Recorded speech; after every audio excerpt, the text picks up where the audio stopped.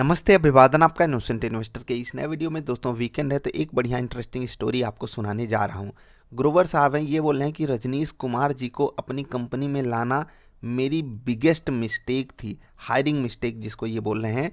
ये हैं असनीर ग्रोवर भाई साहब, और ये भारत पे आपने सुना होगा उससे रिलेशन रखते हैं, और वहाँ पर इन्होंने हायर किया था रजनीश जी को। अगर आपको नहीं पता तो ये एसबीआई के हेड थे, और वहाँ से जब वो रिटायर हुए तो असनीर जी ने इनको अपनी कंपनी में रखा। खैर, अब भारत पे से इनका क्या नाता है वो आप सर्च करोगे पता चल जाएगा। ठीक है, अब ये कह रहे हैं कि वो मेरी सबसे बड़ी मिस्टेक थी, not only because of what transpired, जो हुआ केवल उसी के कारण नहीं, but because I overlooked data. मतलब ये बंदा कह रहा है कि मैं डेटा को ऐसे ही हवा हवाई देख लिया, इसी कारण ऐसा हुआ। ये बता रहे हैं कि सीएमडी साहब के होते हुए जो स्टेट बैंक का स्टॉक था वो 25% गिर गया, 250 से 192 आ गया, और $8 बिलियन का जो वैल्यू का नुकसान हुआ वो यहाँ पर हुआ। और उनके जाने के बाद स्टॉक 570 पे खड़ा है, 200% ऊपर। ठीक है, इनका कहना ये है, कि स्टॉक मार्केट हमको एमडी की परफॉर्मेंस दिखाता है।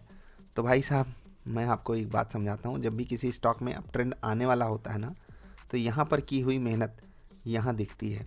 ठीक है, आपने पेड़ आज लगाया है, फल आप 2-4 साल बाद खाते हो। ठीक है, सब्जी नहीं है कि आज उगाया और 10 दिन में उग गई। ठीक है, स्टॉक मार्केट को पेड़ समझा जाता है। खैर, ग्रोवर भाई साहब मजाकिया आदमी हैं, मजाक करते रहते हैं, हो सकता है ये भी एक मजाक हो। खैर, मजाक नहीं है, ये प्रमोशन है इनकी एक किताब का। जो काम ये कर रहे हैं बिल्कुल वही चीज़ अपनी किताब को हेडलाइन के रूप में दिए हैं, लेकिन हेडलाइन में इनका नाम है। मैं इनके ऊपर क्या ही कमेंट करूं। इनकी वैल्यू आप ऐसे लगा लो कि ये कुछ दिन पहले पेटीएम को बोल रहे थे, चीख चीख के पेटीएम का स्टॉक आपको बता रहा है कि हमको ख़रीद लो, हमको ख़रीद लो, हमको ख़रीद लो। जी हाँ भाई साहब, इन्होंने आपको पेटीएम रिकमेंड किया था।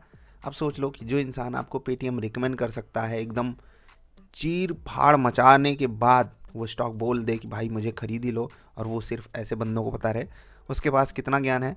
मैं रजनीश कुमार जी का कोई बहुत बड़ा प्रशंसक नहीं रहा हूँ, लेकिन फिर भी इनके सामने ये बंदा हीरा है।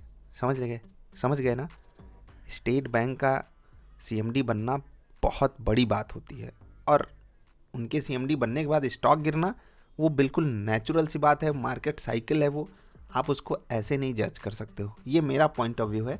बाकी इनको तो प्रमोशन करना अपनी किताब का। ये पेटीएम के बारे में क्या बोले, इनका भारत पे के साथ क्या हुआ, अभी ये किस चक्करों में पड़े हुए हैं, आप उसको जा कर के सर्च कर सकते हो। एक चीज़ मैं आपको बताता हूँ, देखो कोई बंदा आकर के गाली गलौज करके भी सोशल मीडिया पे फेमस हो जाता है। आपको पता है ना, बहुत सारी गाली देने वाले इन्फ्लुएंसर, क्या ही बोले उनको इन्फ्लुएंसर नहीं बोलना चाहिए, क्या ही कहें, बिगड़ैल लोग भी फेमस हो जाते हैं ना, और हम आप जैसे लोग ही उनको देखते हैं इसीलिए वो फेमस हो जाते हैं। तो गलती हम आप सबकी भी है। उसी कैटेगरी में ऐसे भी लोग आ जाते हैं कि जो अच्छे खासे पढ़े लिखे लोग, जिनके पास इतना एक्सपीरियंस है, जितनी समझ है, मतलब क्या ही कहें, पूरी बैंकिंग इंडस्ट्री में बहुत बड़ी चीज़ें उन्होंने करी हैं।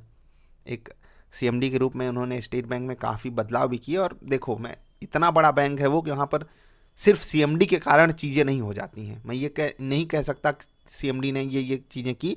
और दूसरे एंगल से मैं ये भी बोल रहा हूँ कि जो स्टॉक प्राइस होता है वो ज़्यादातर चांसेस यही होते हैं कि वो मार्केट सेंटिमेंट्स के ऊपर चलता है। ठीक है, मार्केट का फंडामेंटल बहुत बढ़िया था, स्टॉक का फंडामेंटल बहुत बढ़िया था, लेकिन ग्लोबल मार्केट में दिक्कतें आई, हम अचानक से क्रैश किए थे। निफ्टी एक एक दिन में लोअर सर्किट मार रही थी निफ्टी।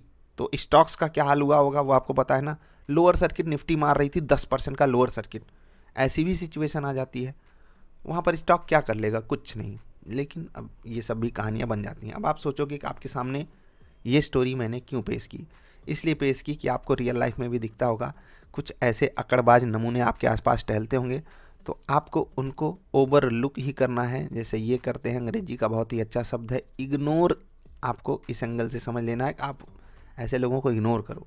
मैं ये नहीं कह रहा हूँ कि आपको रजनीश कुमार जी से कुछ इंस्पिरेशन लेनी चाहिए या ऐसे बंदे ही परफेक्ट होते हैं, लेकिन ऐसे बंदों की एक अच्छी बात होती है कि वो मतलब नॉइज़ को अवॉइड करते हैं। तो ऐसे लोगों की जो स्किल्स होती हैं उसको देखो, उसको समझने की कोशिश करो, उनके साथ समय बिताने का मौका मिले समय बिताओ और उनसे सीखो। ये गबगबी और बकबकी करने वाले लोगों से थोड़ा बच के रहो, जो आपको सिर्फ अपनी किताब का प्रमोशन करने के लिए कुछ भी आकर के बोल दें।